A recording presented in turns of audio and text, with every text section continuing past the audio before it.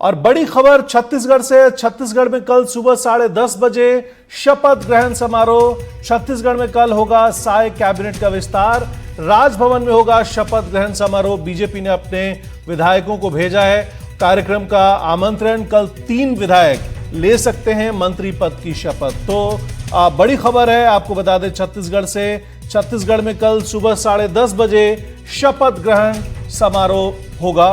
जुल्फिकार अली हमारे संवाददाता रायपुर से जुड़ चुके हैं। जुल्फिकार, ये बताएं कि पिछले 1 हफ्ते से हलचल थी कि आखिर साय कैबिनेट का विस्तार कब होगा। वक्त आ चुका है, इस पे क्या अपडेट है आपके पास फिलहाल? जुल्फिकार। बिल्कुल, बीते 1 सप्ताह से लगातार छत्तीसगढ़ में चर्चा हो रही थी कि विष्णुदेव साय कैबिनेट का विस्तार होगा और इस बात की अटकलें थी कि 18 तारीख को होगा कि 19 तारीख को होगा। तो ये समय गुजरता गया और बीच में इस तरीके की भी स्थिति बनी और इस तरीके की भी चर्चाएं पार्टी के अंदर हुई और संगठन में चर्चा हुई कि मंत्रिमंडल विस्तार कल जाएगा। लेकिन ये भी चर्चाएं थी कि मंत्रिमंडल का विस्तार होगा। तो 20 तारीख का ये समय निर्धारित हो गया है। हालांकि अभी सुबह तक भी ऐसी स्थिति आ रही थी कि मंत्रिमंडल का विस्तार की क्या टाइमिंग होगी, कौन कौन मंत्री शामिल होंगे, लेकिन अब समय जो है वो निर्धारित कर दिया गया है।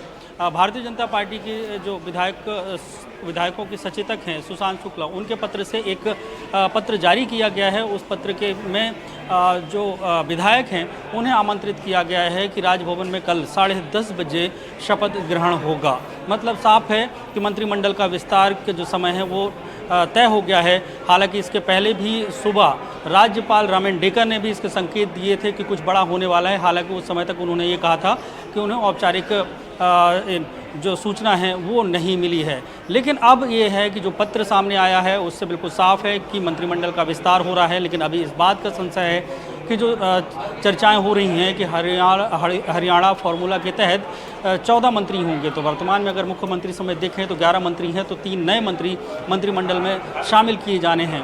उनके नामों पर भी चर्चा हो रही है। तो सबसे बड़े जो प्रमुख नामों में है, सबसे पहला नाम अगर आता है तो गजेंद्र यादव का आता है, क्योंकि ये समीकरण इस तरीके के हैं क्योंकि वो दुर्ग से आते हैं और दूसरे यादव समुदाय से हैं और एक बहुत बड़ा वोट बैंक है यादव समुदाय का।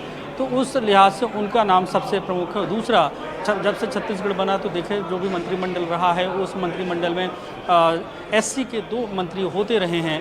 तो इस बार अगर देखें तो वर्तमान में दयालदास बघेल हैं और अब खुशवंत साहब का नाम बड़ा चर्चा है कि उनको भी मंत्री बनाया जा रहा है। और इसके साथ राजेश अग्रवाल जो अंबिकापुर से विधायक चुने गए हैं, जिन्होंने टीएस सिंहदेव को हराया है। तो ये 3 नामों में सबसे ज़्यादा चर्चा हो रही है।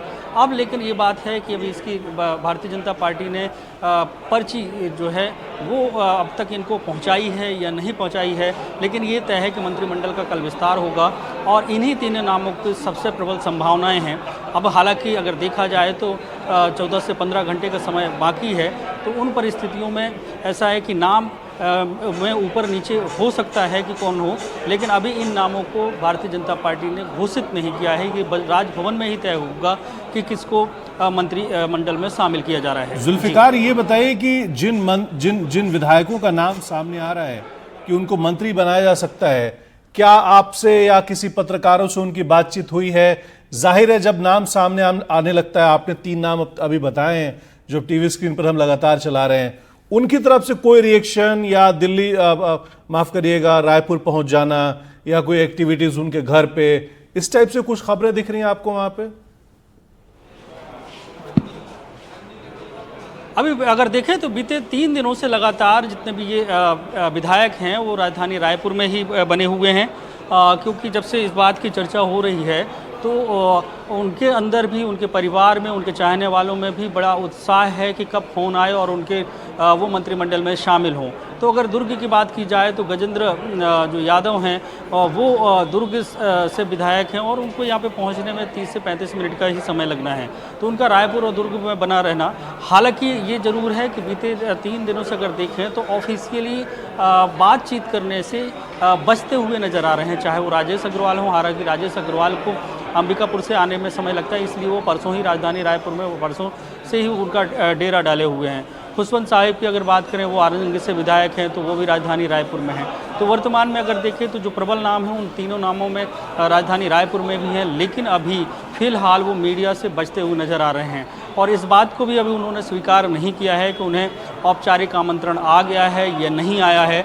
तो अब जुल्फ़िकार ये है कि ज़रूर कि वो बचते हुए नज़र आ रहे हैं, क्योंकि ये भारतीय जनता पार्टी है। अगर बड़ा उत्साह में अगर किसी ने अपने आप को बता दिया तो अगले पल क्या हो जाएगा उसके बारे में वो खुद नहीं जानते। तो ऐसे में जो Bharatiya Janata party cadre based party है, अनुशासन वाली पार्टी है, ऐसा दावा भारतीय जनता पार्टी के लोग करते हैं और यही वजह है कि कितना भी विरोध हो और कितनी भी अंतर्कलह हो, सार्वजनिक तौर से भारतीय जनता पार्टी के जो नेता हैं वो बोलते नजर नहीं आते हैं। जैसे जुल्फ़िकार इसी पे आपसे एक सवाल पूछेंगे। 3 नाम सामने आए तो उसके बाद से चर्चाएं जरूर थी कि कार्यकर्ताओं में और सीनियर जो विधायक हैं उनमें नाराजगी है और यही वजह है कि ये मंत्रिमंडल का विस्तार टलता हुआ नजर आ रहा है।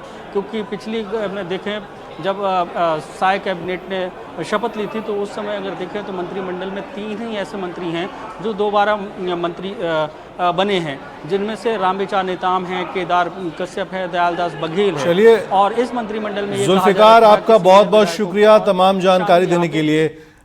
जुल्फ़िकार का दरअसल क्या है, फोन लाइन कट गया था, हम उनसे सवाल ये पूछना चाह रहे थे। डिले का एक बड़ा कारण ये था कि कुछ जो वरिष्ठ विधायक हैं उनके अंदर नाराजगी थी कि नए विधायकों के मौका देने से पहले उन्हें मंत्रालय में मौका देना चाहिए।